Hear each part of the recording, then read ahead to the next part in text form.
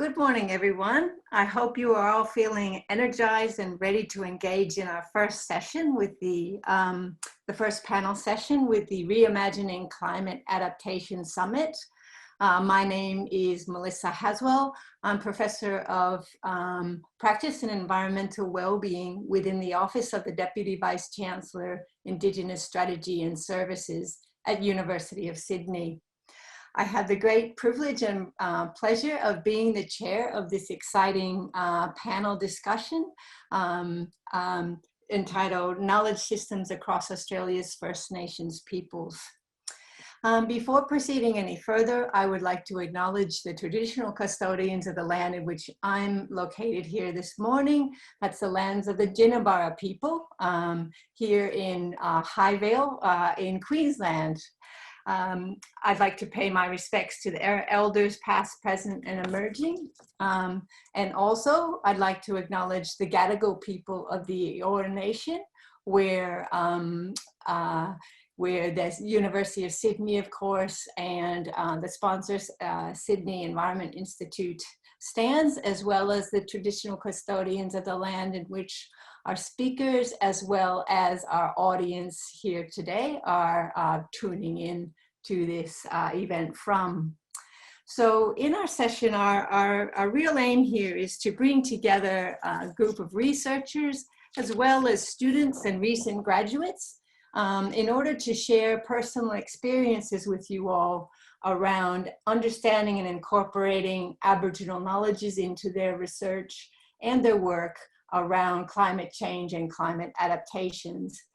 And there's going to be a real focus here, not just on information, but actually around how we shift mindsets, how we can do that, switch mindsets so that the work that we do, the way that we do our work in climate change adaptation is more aligned with Aboriginal and Torres Strait Islander peoples' knowledges and understandings of responsibility and caring for country. And we'd like to ask the question, how does this ideological transformation change adaptation plans and strategies in practice? I would like to introduce our first speaker of the session. They'll be speaking for about 10 minutes. We'll hold questions until all the speakers have had their 10 minutes introduction to you. So you get a little bit of feel about who they are and the experiences they want to share with you along this topic. I would like to, we have three incredible Aboriginal speakers sharing with you this morning. And that will be followed by a joint 10-minute presentation by some students and graduates from Sydney Uni who had an experience last year. So first, our first speaker today is Dr. Just one second, please. Dr. Chels Marshall.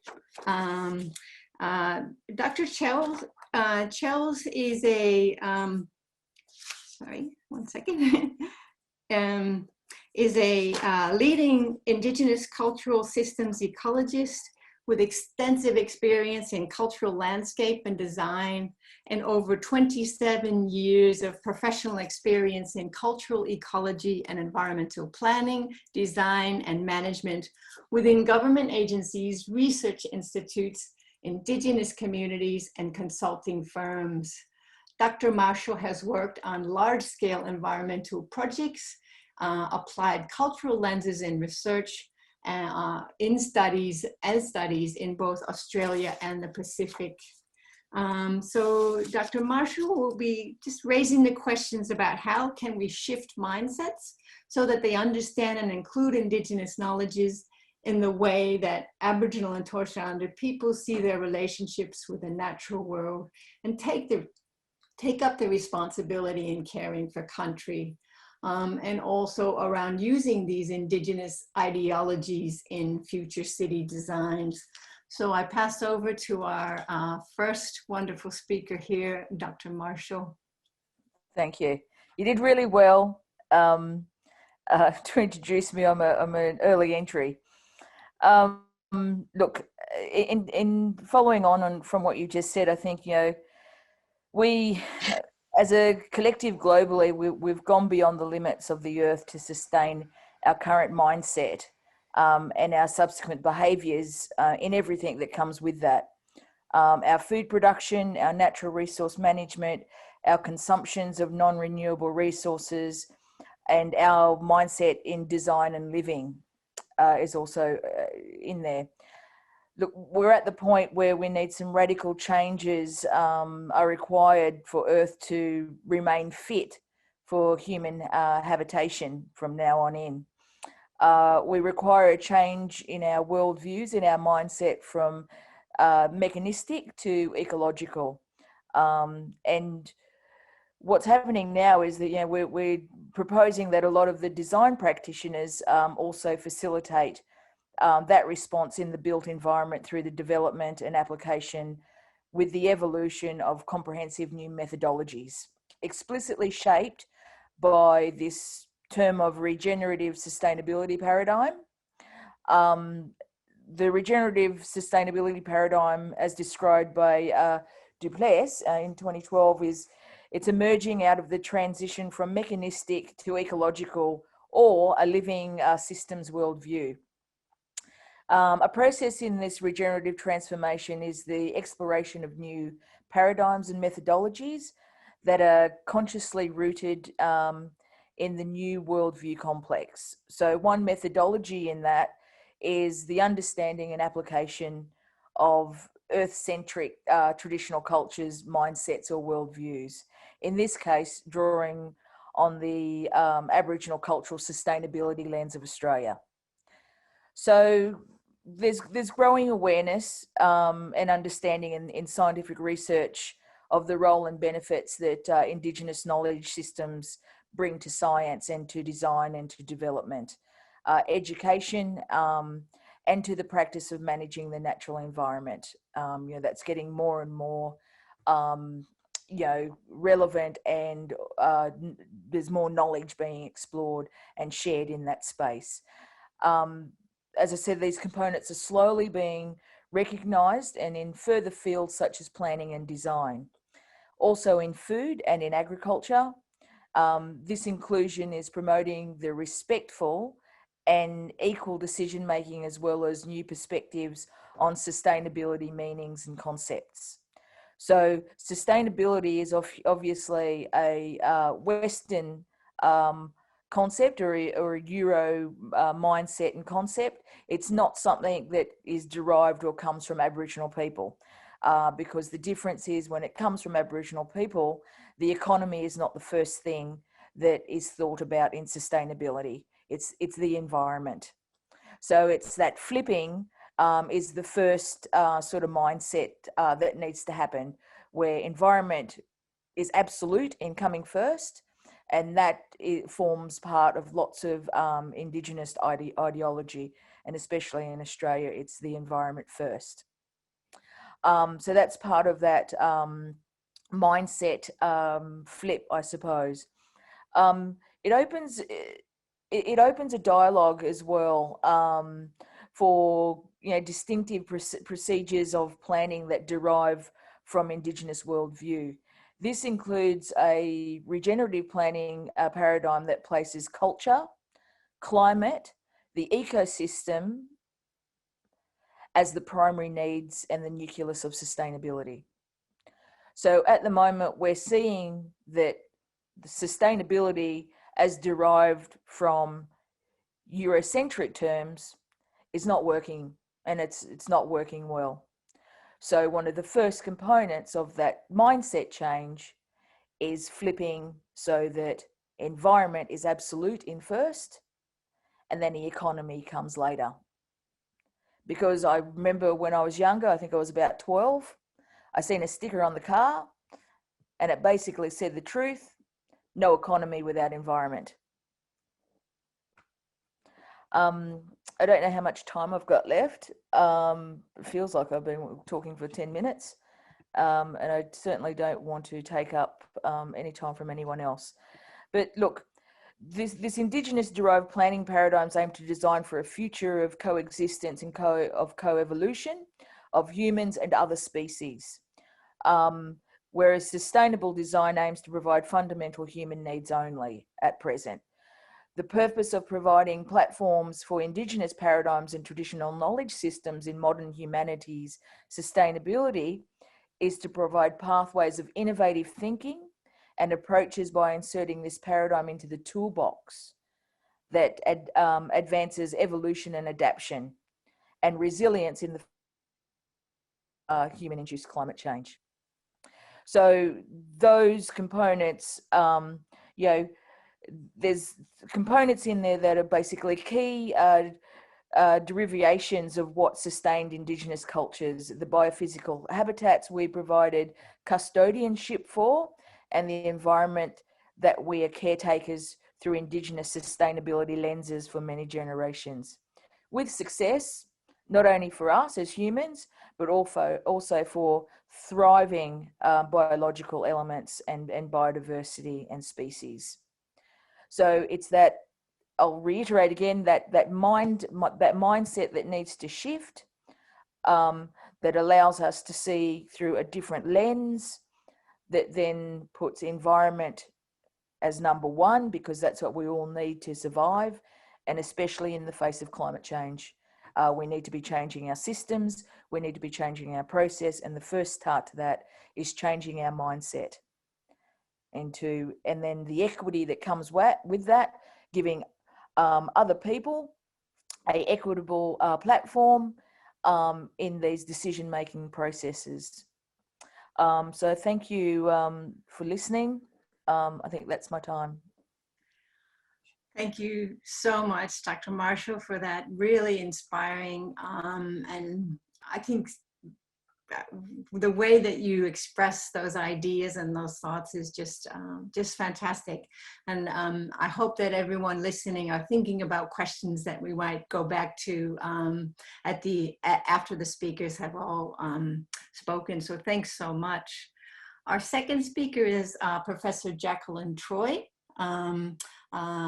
Professor Troy is Director of Aboriginal and Torres Strait Islander Research at the University of Sydney. Her research focuses on documenting, describing, and reviving Indigenous languages, including her new focus on the Indigenous languages of Pakistan, including Saraiki of the Punjab and Torwali of Swat. Professor Troy is interested in the use of Indigenous research methodologies and community-engaged research practices. Professor Troy is an Aboriginal Australian from the community of Ngarigu of the Snowy Mountains in southeastern Australia. So it's my pleasure to pass over to Professor Troy, who will reflect on what it means to lose Indigenous totems and experience some devastation and cultural loss as a result of climate change. So Professor Troy. Well, didgeridoo in the language of the Gadigal mob. Thank you, Melissa, for that introduction. And I am delighted to be following Chels, who actually started finished where I'd like to start from, which is that, and following from what the great Bruce Pascoe said earlier today, without our environment, we are actually nothing. So I've just come from the field in my country last week, where I had a profoundly moving experience, which I'd like to share with you, including in song. I'm just going to put my timer on because I don't want to go over time, and I know you've got a marvelous little panel here. So yeah, so I think I have 10 minutes. Is that right, Max, Melissa? Yeah. So I have so much to say. But first of all, Yuma from Ngunnawal country. I'm sitting on the country, and I live on the country of my neighbours. And up in Sydney, I live on Gamaragal country. I'm really delighted to start this year after what was a pretty devastating year last year for all of us, by working with my new student from the Sydney community, Jacinta Tobin. She is Daruk of Western Sydney, and is going to be working with me and with Amanda Harris from the School of Music on walking her country and thinking about its songlines. Last year began for me with me almost choking to death on the smoke, and the smoke that nearly killed me, and I'm not saying that lightly, I'm not somebody who exaggerates injury. I was on ventilation, not thanks to COVID-19, the Rona. I was almost murdered by actually the burning of, in some senses we could say, colonial products. It wasn't the bush burning, it was all the other fumes that went up into the smoke from burning buildings and animals and all the kinds of chemicals that went into that terrible cocktail that made, for a while, Canberra the most toxic place on earth. I've never had asthma, and I got this dreadful asthma, and I couldn't breathe. And I thought about the earth not breathing. I thought about all my country burning. And not long afterwards, my totem is a little fish. You would think it's the Kosciuszko galaxia, or the mountain galaxia, a little thing called the ghost fish, aptly named, I would say now. We have this word gunj for ghost. This ghost fish had the ash from the fires swept by rain into its remaining water holes. It's a very threatened or highly endangered fish anyway. And there was thought for a while there that it was completely wiped out in the wild. I believe that very recently, and my daughter, who's now studying environment and sustainability at ANU, yay, she's coming to Sydney to do her PhD if she's as good as I was as a student. Sorry, no. So Cameron, anyway, she told me, she gives me regular updates on what's happening to our totems, because it matters to us. And she's a pilot whale, incidentally, which is a dolphin apparently, but anyway, she said that actually they have found some more of my totem still surviving, and it did give me pause for thought. What happens if my totem dies? It kind of erases me. It erases a whole part of me, and that's actually what's happening to Indigenous people worldwide. It's not only the climate that's changing the environment, it's also the human climate that is changing the world for Indigenous people. And it's not just a physical erasure, it's also this emotional and psychological erasure. Us having to fight for our identities. You know, here I sit in front of you. I don't look that different, actually, to my great-great-grandmother, Phoebe. She was darker than me, but we are high country, alpine, Ngarigu people. We were adapted for an area where you needed low melanin in order to soak up vitamin D, as are people, the Sami in the north of the world. You know, these are our environmental adaptations, but people question us based on what we look like, forgetting that actually it's what we are socially that matters most. So I am Ngarigu, Naya Jackie, Naya Namichimitong. I am of the Namich clan. Naya Ngarigu, I am Ngarigu. That is in my language. And I will now sing you a song. So there's a story behind this, and I want to put up a PowerPoint. So how do I share screen? I'm totally useless at this. Okay, somebody jump in and help me. I want to show you my PowerPoint. Can you share screen? Where is I use this on chats all the time, but on Microsoft Teams, but I'm not very good with, share screen, where it says share screen. Funny that. Okay. Is that now showing? Right. Yes. Can you all see this panorama slideshow? Play from start. Is that nice and broad? Can you see this place? It's beautiful, yes. So this is where I was in the last few days. This is core country for me. This is a place called Mutong. And on that river bend in 1834, under a frosty moon, women of the Monero sang a corroboree song, and it was documented by a man called John Lotsky, who was a sympathizer.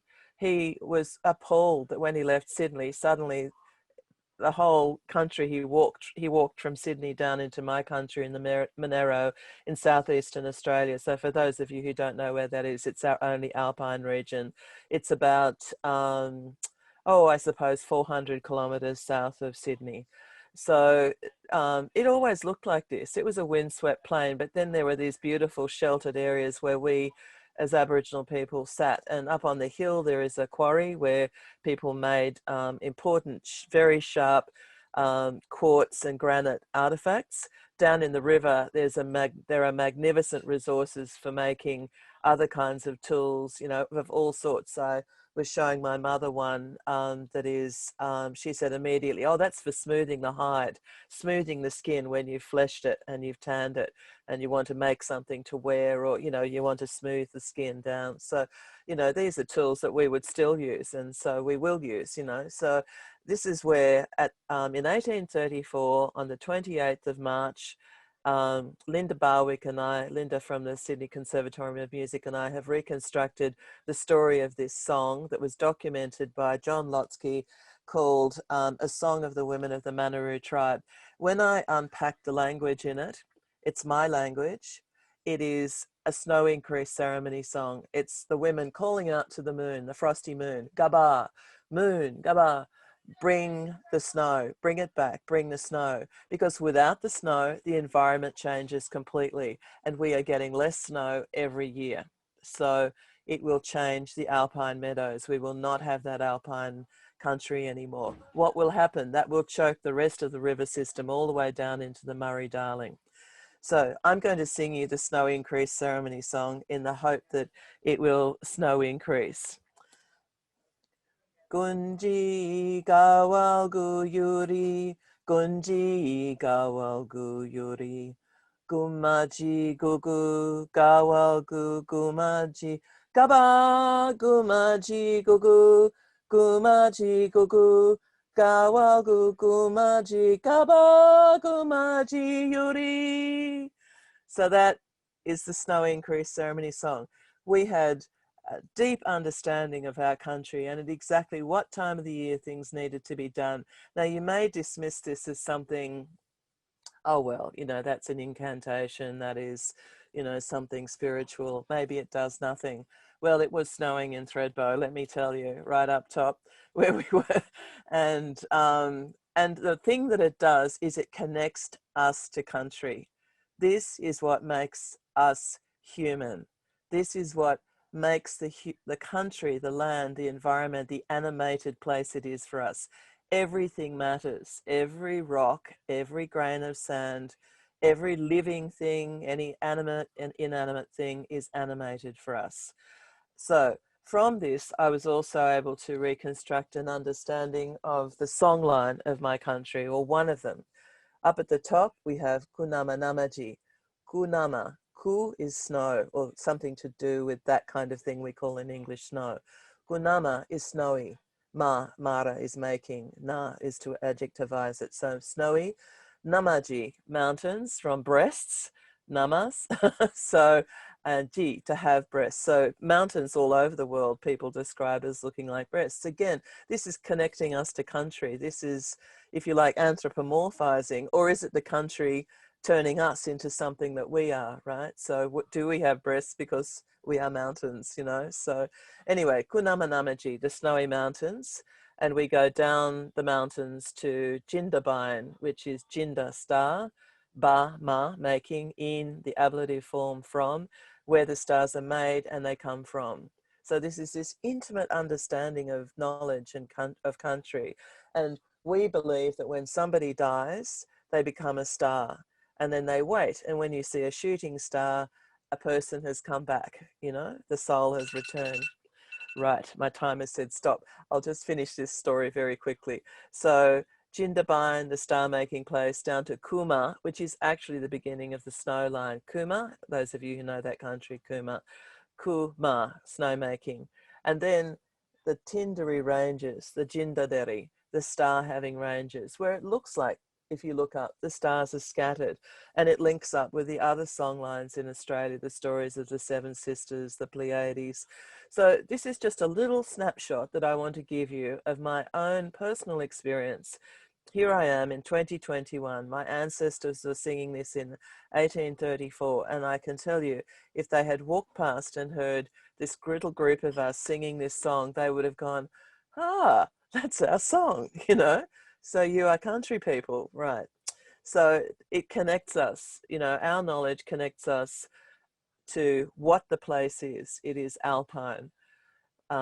What you need to do to engage with it, where you can get things that will sustain you, and how to maintain this, as Bruce was saying, and Chels as well. There is no point messing everything up and destroying country, because in the end, we will simply destroy ourselves. So I am advocating for, amongst the other many tangible things like farming, fire management, I'm advocating for a proper connection to country, a love and a care for country, because country is actually you. In the end, it's you, all of you, whether you're Aboriginal or not. Thank you. Didgeridoo in the Sydney language. Thank you very much, Professor Troy, for that absolutely wonderful words that really come straight to the heart, I think, from your saying. Really wanted to say it's nice to hear that your totem is still here and may be revived, I think, but it also tells us about the urgency of what we're talking about today, the absolute urgency. Thank you. Our next speaker is Associate Professor Michael-Shawn Fletcher Michael, who is a Wiradjuri man and a geographer at the University of Melbourne, where he is Associate Dean Indigenous in the Faculty of Science and Director of Research and Research Capability at the Indigenous Knowledge Institute. Associate Professor Michael is interested in the long-term interactions between humans, climate, disturbance, and vegetation at the local, regional, and global scales. His current work involves understanding how people have created and managed landscapes through time across the Southern Hemisphere using the fossil record. And Michael will speak to us briefly about the contrast, some of the contrasts he sees between Western science and Indigenous knowledge, tapping into the deep reservoirs of embodied and collective knowledge contained within Indigenous knowledge systems, and looking towards the future and how we can bridge those systems. So I welcome you, Associate Professor Fletcher. Thanks, Melissa, and thanks to Chels and Jakelin for those powerful stories. I really touch on a couple of things that I want to touch on. And I guess first, Chels was saying, well, the one thing that resonated me with what we're doing at the moment is just not working. You know, we're in profound trouble, if you like, on Earth at the moment. And I guess what sort of imbued Jakelin's talk was we often, and I'll sort of talk to this in the scientific world, abstract humans out of what we're looking at. We try and remove ourselves and understand things in their components or empirically, and we neglect our role, our position, the positionality of ourselves in the world around us. And Jakelin spoke really powerfully to that, about the positionality, the difference between what Western science would or does espouse and what many Indigenous knowledge systems, not only in Australia, but globally, reflect. So I just want to, I'm a bit of a visual person, so I'm just going to show you these things. So Western science is a product of the Enlightenment, if you like. It was designed to break us from the shackles of dogmatic and authoritative Christianity for the benefit and sort of liberty of all humankind, when in reality, it's probably the Enlightenment's cast us into a deep darkness, if you like, I think, in many ways. And it's I think in order to move forward, and this is in some ways, this is a bit of a truth-telling that I often have with myself about Western science and the paradigm that dominates the world today. In many ways, this sort of idiosyncratic worldview from a tiny place on Earth that radiated out through the invasions and colonizations out of Europe across the rest of the world and imposed upon different places. So it carried with it or is underscored by the myths, I call them myths of objectivity and universality. There's this myth that the endeavour is objective, whereas it's not. It's more of a speaking into an echo chamber, if you like, that excludes other ways of knowing. And we need to recognise that, and we need to move out of that. We need to understand that many of the things that we do in the Western science world are deeply subjective and born from a particular cultural bias, and they dictate the kinds of information and data and all of these things that we use. And they're very exclusive. It blocks out other ways of knowing, other kinds of epistemologies. So far from being objective and in search of universalities, it's more of a hall of mirrors, if you like, a bit of a narcissistic endeavour, if you ask me. It doesn't mean that it hasn't produced some wonderful technologies and things that we can move forward with to help us with the dilemmas that we face today.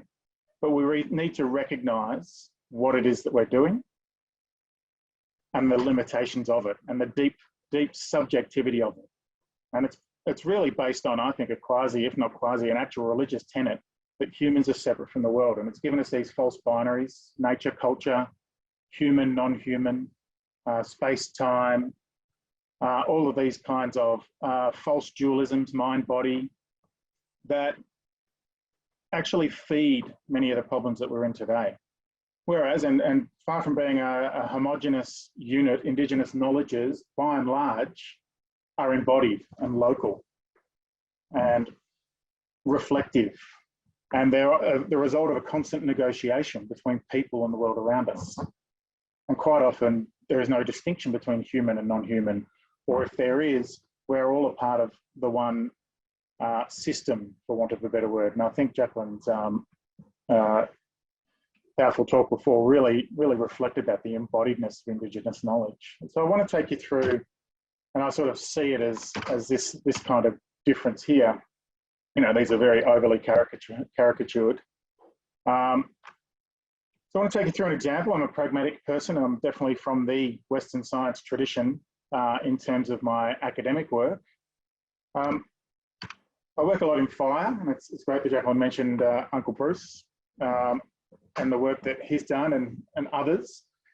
So you see these images here. On the right-hand side, you see a place called Buchan in Southeast Australia that was absolutely torched by the 2019-2020 fires. And this is a painting at the bottom by a guy called Eugene von Gerard, a painter in the 1800s who painted landscapes in Australia, who was considered so accurate that we actually revegetate landscapes according to his paintings.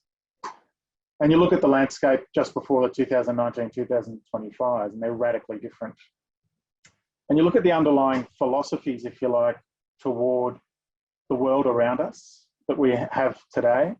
And the bottom image is myself and some students working up in the top end in Arnhem Land near Reimagining, involving ourselves in some management of country, okay, where it's a boots on the ground, walking around, reflexive, and a negotiated relationship. Whereas the top image on the left-hand side shows, I think, very, very nicely the dominant paradigm around fire in this country today, which is a combative one. We have firefighting agencies that build containment lines, it's paramilitary, and it's highly technological. The way we look at landscapes and manage them in this world through the scientific lens is through remote sensing and these kind of metrics that are disembodied from the world around us. They're not connected. If you look at the kind of attempts to crystallize into a visual form of understanding that guides many traditional knowledges, and it's extremely complex. And I love these seasonal calendars, for want of a better word. The amount of information here, of accumulated information over millennia, and the nuance involved here that isn't locked into a seasonal calendar, isn't locked into months, isn't locked into days, isn't locked into soil dryness indexes or forest fire indexes or any of these kinds of metrics. It's phenomenological. When something flowers or fruits, you know something is about to happen or has happened, and it's cued that way. So it's responsive to changes, and particularly responsive to changes in climate, living a life like this. And you can look across, and there's a bunch of these. You can find them on the Bureau of Meteorology's website and other places. This isn't for all of the top end. This is for the Daly River. There's another one for the Tiwi Islands. There's another one for a few kilometres down the road. These are all embodied, local, and very, very relational, if you like. And in many cases, things like when to burn, when to do what you do in the landscape, when to harvest, what to take, how much to take is involved in this. We are not separate from this. But I think these are really powerful reflections of the kind of knowledge and the locally embodied knowledge. And then I guess I just want to finish off on, and given that I quite often work in fire, I reckon a really stark visual graphs, if you like, of the difference and how that relates to climate between when areas are managed and when areas are not managed. On the left-hand side, you see Madu country, the central deserts of Central Australia, Northwest Central Australia. In the top little section, you see area managed by Madu over a 10-year period, and an area where Madu were taken off country a long time ago. And you see down the bottom there, you see the big black square on the right-hand side here, you get infrequent, huge catastrophic fires through this country, big hot fires that are climate driven. And this is a danger, they're climate driven. In Madu country, where people are burning, the fire size is infinitely smaller, okay? 0.07 square kilometres versus 2 square kilometres, average fire size. There are infinitely more. Over a 10-year period, 76 fires versus 4. Ecological diversity is double in Madu country. So where you get people managing, using their local embedded knowledge, you reduce the size of catastrophic climate-driven wildfires. Okay? So this is really powerful evidence that the way forward in this country, and I would argue across the world, is incorporating locally embedded Indigenous knowledge. And I wouldn't even say incorporating, let Indigenous people lead the way with all the new fancy gadgets and all these sorts of things that modern Western science has given us. And on the right-hand side is a graph of Southeast Australia. And I don't really like to talk about massacres, but it's a fact that in Southeast Australia, Aboriginal people were massacred. Actually, all over Australia, Aboriginal people were massacred. And it's also a fact that catastrophic wildfires in Southeast Australia began following the removal of Aboriginal people from that country. So this is more powerful evidence that when you take Indigenous, locally embedded knowledge out of country, then you get problems. You get species extinction, you get catastrophic wildfires driven by climate, all of these sorts of things, which says to me in a very clear way that the way forward, especially in this climate change situation that we're moving into now and the problems that we have now, is to embed or let Indigenous knowledge lead management of our country, because it's locally embedded, connected, and more appropriate. I'm not sure whether I've gone over 10 minutes or not, but I'll finish there. Thank you so very much, Michael, for that incredibly in-depth, even though you spoke for just 10 minutes, I think we came to a world of undeniability around the truth of the words that you shared with us. We can see it, we know it, the research tells us that we really do need to open the minds and find that harmonizing of knowledges for this extraordinarily challenging situation we face. Thank you for that so much.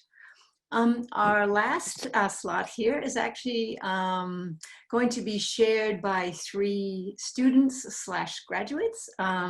What brings them together, what they share, is being alumni of the Service Learning and Indigenous Communities Unit of Study at the University of Sydney that is provided through the Deputy Vice Chancellor Indigenous Strategy and Services portfolio.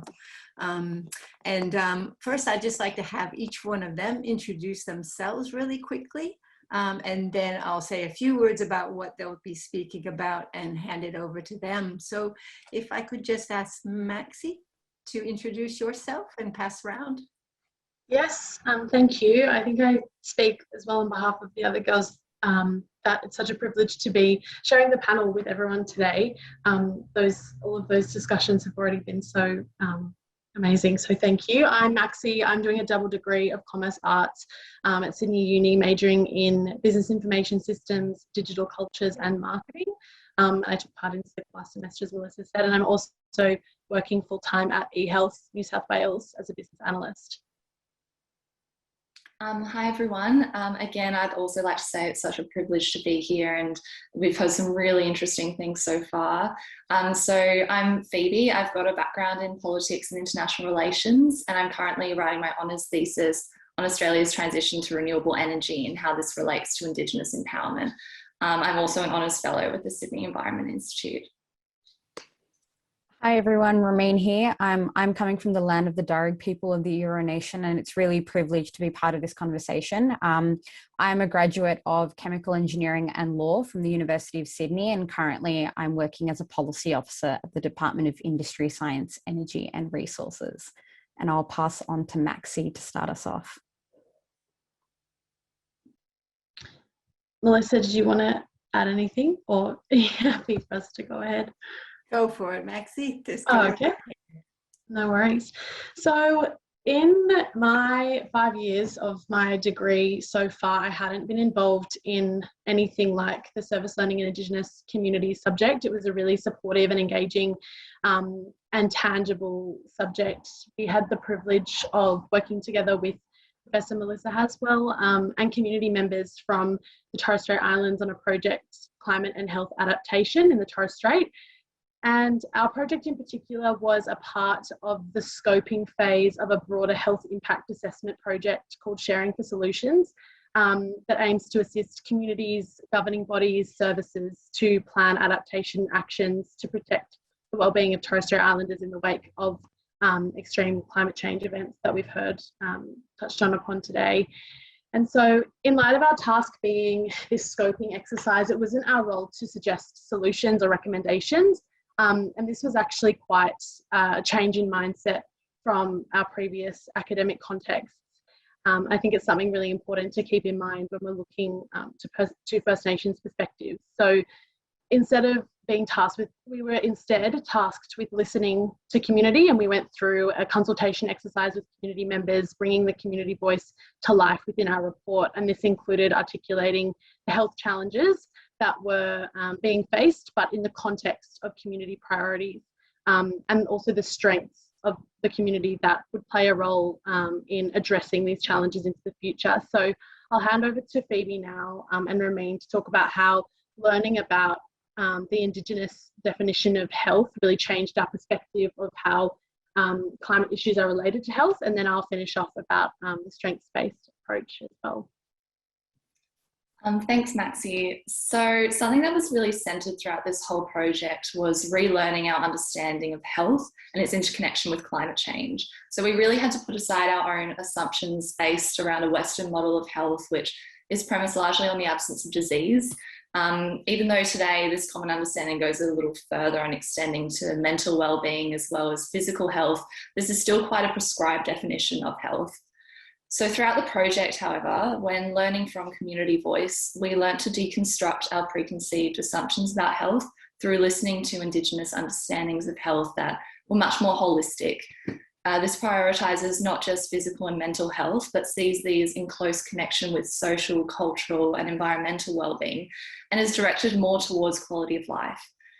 Moreover, the interrelation between people and land, amongst people, and through expression of culture and traditions is centred in the Indigenous conceptualisation of health, which we came to understand through community narratives and close collaboration with community leaders. Health in this way goes beyond the individual, extending to the health of the family, community and country. With this in mind, we came to challenge our pre-existing understandings of climate change impacts as restricted to that realm of climate change and environment, because instead, in listening to community voice, it became abundantly clear that climate change impacts such as rising sea levels, extreme weather events and heat waves, and their increasing frequency and intensity have multifaceted implications for health. These climate change impacts transcend a single defined category with tangible impacts on community relations, emotional and mental well-being, and the ability to express cultural traditions as country is degraded by climate change. So this can be seen in the erosion of cultural sites, for instance, or in the inability to conduct traditional ceremonies in response to heat waves. All these things have a severe impact on how individuals and the community more broadly experience health. Throughout the process, and particularly by the end of it, I found it hard to believe that my understanding of climate change prior to this engagement with community had failed to consider the encompassing consequences of climate change as they relate to this holistic understanding of health. This feeling, I think, was mirrored by the other members of our group and really drove home what Maxie mentioned earlier, which was the necessity of engaging with community voices in a meaningful way and overcoming a more traditional understanding of learning and research, instead highlighting that value of listening to Indigenous cultural knowledge and lived experience when it comes to such complex issues and ideas. For me, this mode of thinking based on active listening and collaboration has been transformative in the sense that it has driven me to centre community voice in my honours year based on Indigenous empowerment and self-determination in relation to energy transitions.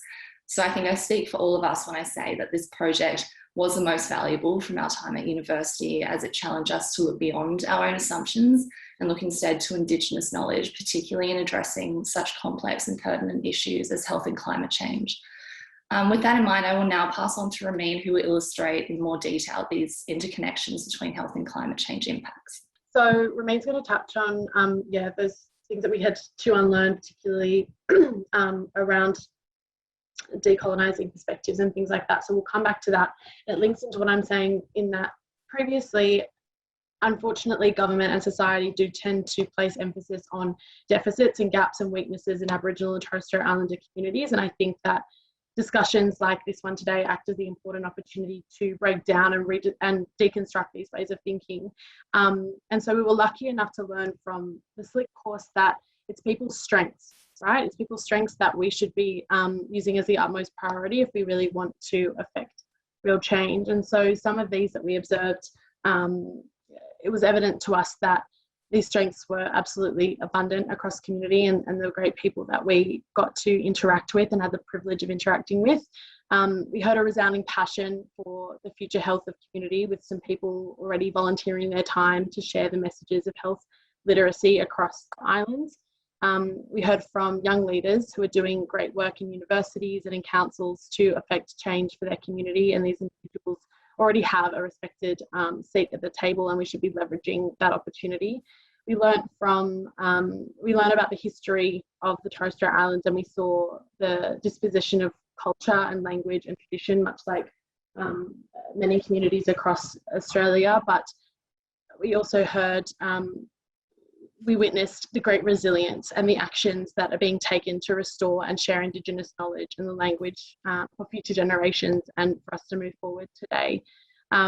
We learned the value of storytelling as well, like we've heard from today, for example, in Jackie's amazing speech earlier, and how this can be harnessed as a strength to improve health and climate literacy. And we observed the incredible willingness and hunger to collaborate, again, like we are here today, from all different disciplines and backgrounds, between community, council, industry partners, and importantly, between Indigenous and non-Indigenous people.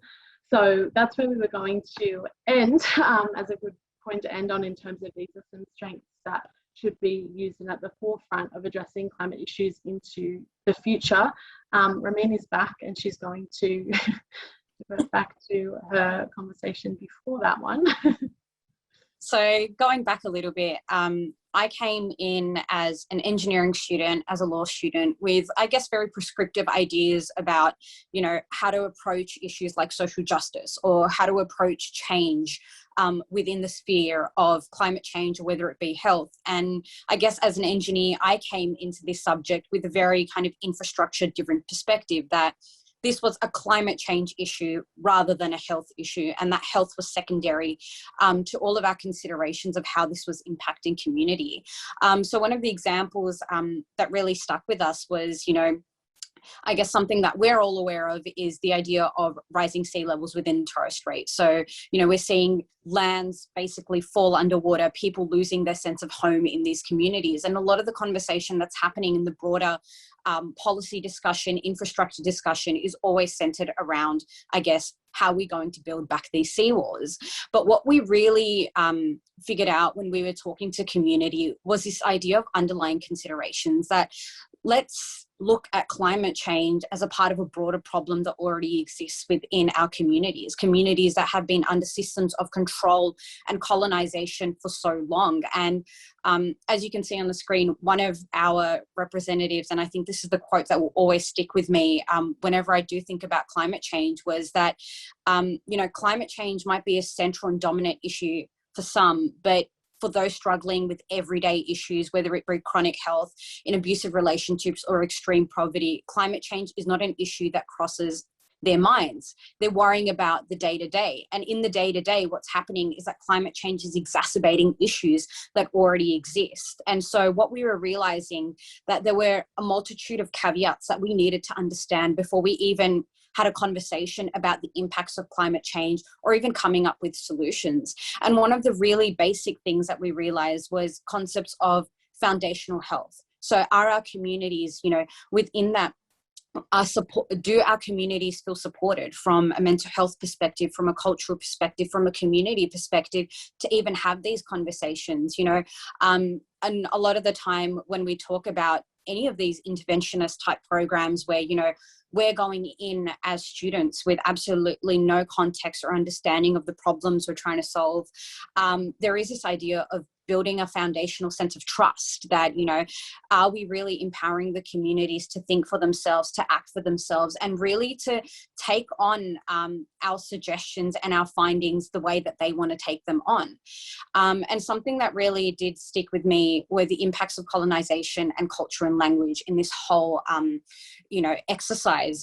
The impacts of colonization are something that have, you know, been felt resoundingly within these communities. You know, one of our advisors talked about this idea of the Willie Lynch syndrome, this idea that, you know, communities for so long by their colonizers have been pitted against themselves, and they don't really understand what their collective identity is after a long period of time.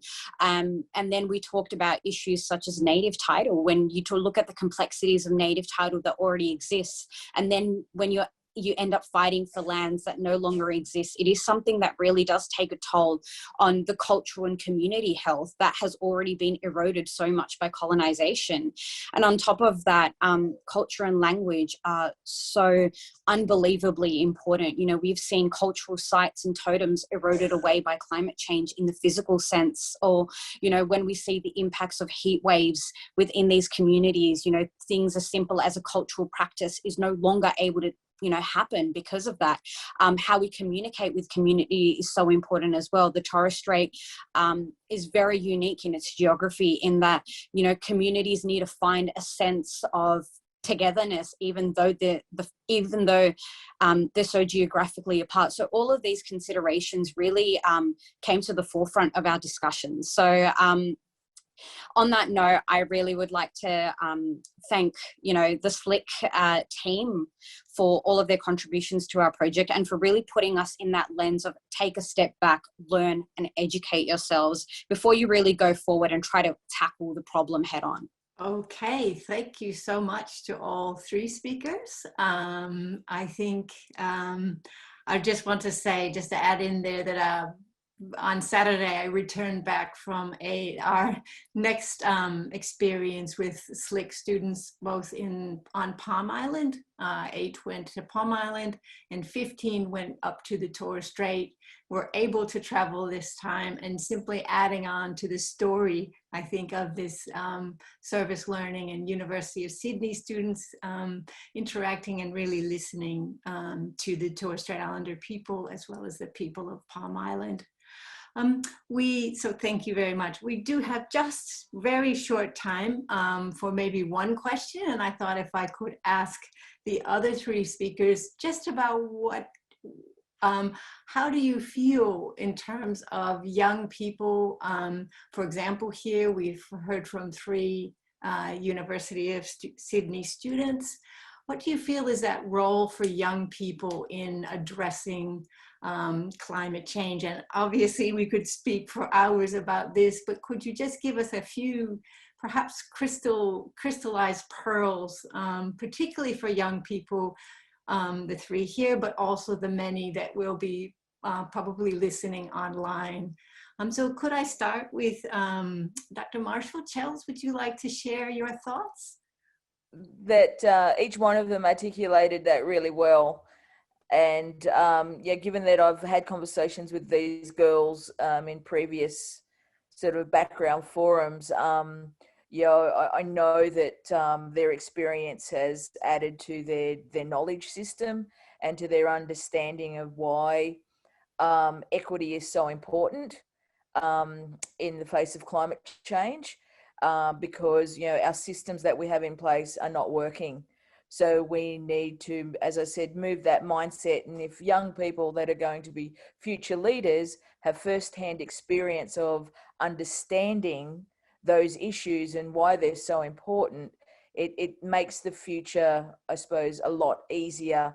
And it also, because I'll be 70 by the time some of these things start coming into place. So I have faith that, you know, with young leaders that are understanding a lot of the issues a lot better, that are understanding why equity is important, that are understanding that we can and we are able to change our systems and our processes.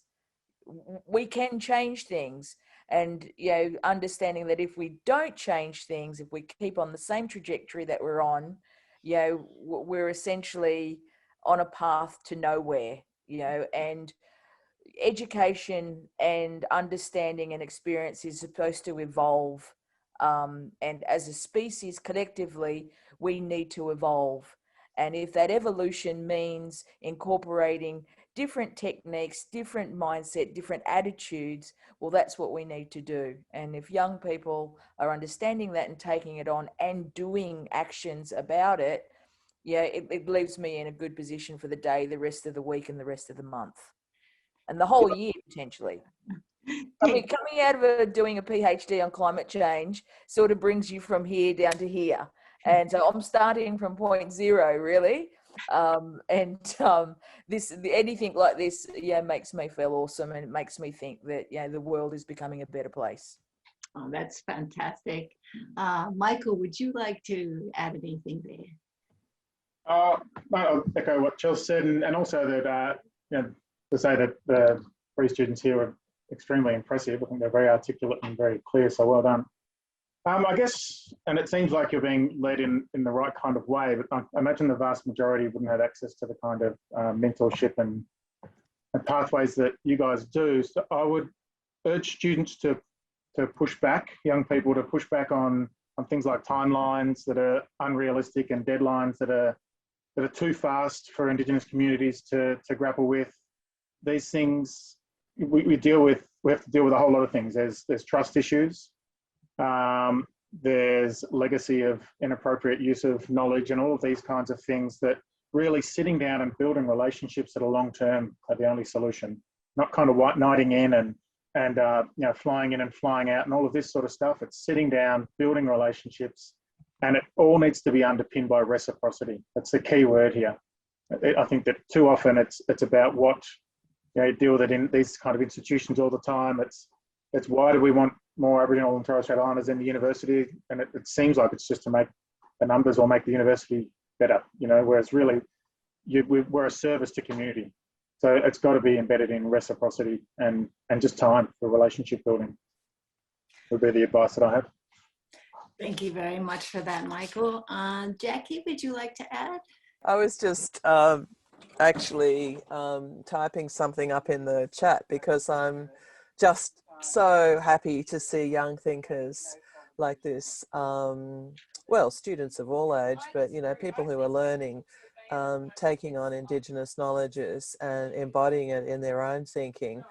As I said, we are all in this together. And I think Bruce made a really good point in saying, look, you know, what is it, very small separation. My heritage is an interesting mix of Indigenous, North American, Irish, and who knows what else. I've got glaucoma coming on, and a range of other things that are actually Viking remnants. Oh, this is my child. Sorry, go away, child. Thank you. She brought me tea. My baby environmentalist. So, you know, but I am fundamentally Aboriginal. And if you're in Australia and you don't have a fundamentally Aboriginal view of the world, no matter what your background is, why are you in Australia? You know, everybody raves on about how fabulous French cuisine is when you're in France, and the wonderful history, and even, you know, their ancient histories and everything. People don't rave on about the wonderful Australian heritage. Anytime anyone wants to go up top with me to the Snowies, I would love to take people. And yeah, I see Chels there. I'm seeing hands going up. Yeah. And my daughter's first field trip was to the Blue Lake to look at rocks. And as we drove through the mountains, she took Western knowledge. Oh, this is where the Great Fold happened. And these rocks show that the earth went like this, and then like this, and then like this, and then like this, you know. And I was like, we were all wrapped. I was like, yes. And see this crystal? We can use this for cutting possum skin, Lara. You know? And this rock for, you know, so anyway, yeah. Yeah, I love to keep that going, but we actually have to break Sorry. the audience. So if I could just convey a question from Chelsea Hanneset. The question is, in this new paradigm, how is the economy included in solutions for climate? Agree that environment should be at the center, but curious about what we do with the economy within this new system. And perhaps we'll ask Chels to respond to that. That was a theme came up in your talk. Yeah, look, I'll start with going into the, you know, what I feel one of the reasons, there's a whole heap of reasons, including colonization. And I might just add that, you know, we need to stop colonizing. You know, we've on this trip of, you know, this continuum of colonizing that's, you know, never ending. There needs to be a point where we need to stop colonizing. And that point's now, actually. But aside from all those other processes, you know, there's this thing called the Industrial Revolution. And I suppose that's when the trajectory of when we started to, I suppose, feel the need for greed sort of happened. And there's three components to that Industrial Revolution in modern society, which is, you know, the advancement of, you know, steam engine, the age of science, and mass production. And then came along digital technology. One of the other fundamentals of world change was then also a global economy. So these are all the things that have basically caused, you know, the rapid destruction of our planet. You know, we've just seen, or we're still in a situation where, you know, we have a virus outbreak and everything stopped essentially. So, you know, one of the first things that you then look at are microeconomies. So before we had these industrial revolutions and these components, it was microeconomies, and people were healthy, people were stable, you know, there were lots of, you know, environmental resources. So one thing that we look at is these closed economies and circular economies. So it shifts then into being self-sufficient. So once we direct a lot of these impacting industries, such as mining and energy use, into more closed economies, you know, that's where you're changing into a green economy. So you're looking at, you know, assisting people with becoming self-sufficient. So that includes water tanks, water, solar panels, batteries, etc. So that then you can make whole villages that are self-sufficient and off-grid. Then you can make whole towns. So whenever there's any, you know, heat wave events in Australia, which there will be, and there has been, any flood events, etc., a whole city and a whole town doesn't need to completely shut down. So you have areas within those, and that's what future city making actually does, is develop these future cities, future towns that have micro closed circular economies and that are self-sufficient. Now that is moving more towards a green economy, and that is moving more to, and a lot of these new design paradigms have Indigenous ideology placed on them, and a lot of that is basically what they call building or designing from place. So that's incorporating Indigenous knowledge systems, incorporating the cultural landscape, incorporating the cultural values attached to those into how people live and operate within place.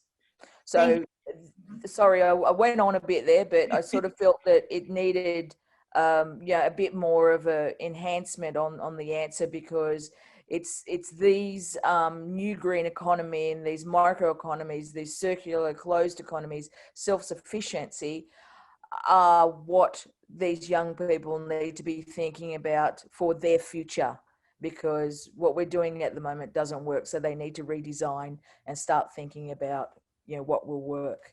So Thank you so much. And I think you've actually answered. I'm glad you went on a bit there, because I think you've answered the second question here with Claudia Monera, pretty much asking, what do researchers and scholars need, practitioners need to be thinking? I think you've just told us exactly an answer. Melissa, thank you. I think you're the first person that's thanked me and acknowledged me for going on. I did. No, thanks so much. Just the last two questions we have time for, really, that clock is just merciless here, from Supriya Pereira, and also Chelsea Hunnisett again. A question from Michael. If you could just let us know a little bit about what you're seeing, the evolving of firefighter training in response to what you've mentioned, and some practical ways that we can look at outside what's said here as a paramilitary approach. What reform is needed? And unfortunately, we only have about 3 minutes, so if you could kindly. All good. So yeah, there are definitely fire agencies that are engaging with traditional owners. There's really strong through Jakelin in central Victoria. Kuno out in East Gippsland, I'm heading out tomorrow actually for a workshop there where they'll be conducting a burn, and there's a lot of engagement going on. It's still too piecemeal, and it's still rooted in the idea of sort of triage and response. It's always a kind of a reactionary thing. What we need to do in terms of fire and managing country is get out there throughout the year, walking country, understanding country, feeling when it needs to be burned, burning at the appropriate time, which depends on, the ecosystem, depends on which side of the mountain you're on. All these sorts of things are local scale relationships that need to be built on country. And it's not good enough just to burn around assets. It's not good enough just to push in some containment lines and leave the bulk of the country unmanaged, because then you end up with the 2019, 2020 fires when the climate situation is conducive to the fires breaching any of those small and ineffective breaks. We need to manage the whole country in the right way. And that means throughout the year. Then we won't have these billions of dollars of bills and triage and all of these kinds of national trauma and all of these animals perishing and all of this sort of stuff that really scars us and scars the world. So it's about getting on the front foot and embracing fire and using it throughout the year. And then you build long-term resilience and you adapt, if you like, or are more resilient to these climate events. Thank you so much, Michael. I can't help reflect from your words about the importance of acknowledging the traditional custodians that are there, that really deserve that decision-making input and actions that will enable that broader way of looking at land management, etc. So thank you so much for that. And I believe we do need to close now. I'd just like to thank the panel. I'd like to thank the organizers as well for coming today, and the audience. Those were fabulous questions. I'm sure there's much, much more to be spoken about. And I would like to finally encourage everyone to go forward and, after a short break, join us at 1 p.m. as it says in your chat there for, I'm sure, what's going to be a fabulous second panel, which is looking at knowledge systems across Oceania. So thank you all so much. It's really been a great session. There's so much food for thought condensed in a short time, but there will be recordings and I'll definitely be listening through them again, as many people will. So thank you all for today, and goodbye. Yawo from and Nguyen from Ngunnawal country.